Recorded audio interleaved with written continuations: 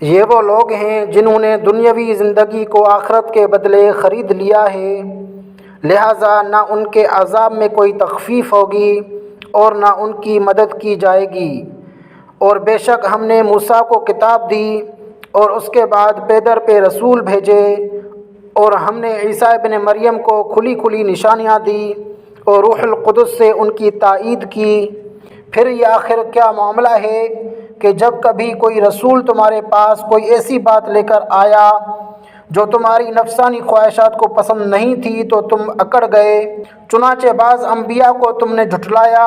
اور بعض کو قتل کرتے رہے۔ اور یہ لوگ کہتے ہیں کہ ہمارے دل غلاف میں ہیں، نہیں بلکہ ان کے کفر کی وجہ سے اللہ نے ان پر پھٹکار ڈال رکھی ہے، اس لیے وہ کم ہی ایمان لاتے ہیں۔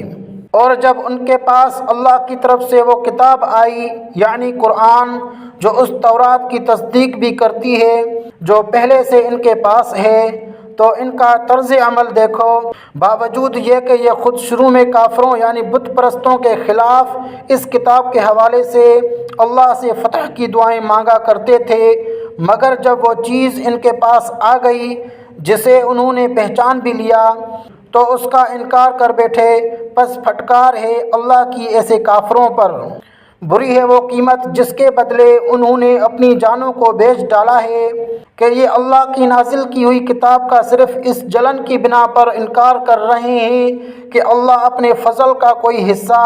یعنی وہی اپنے بندوں میں سے جس پر چاہ رہا ہے کیوں اتار رہا ہے۔ چنانچہ یہ اپنی اس جلن کی وجہ سے غضب بالائے غضب لے کر لوٹے ہیں، اور کافر لوگ ذلت آمیز سزا کے مستحق ہیں۔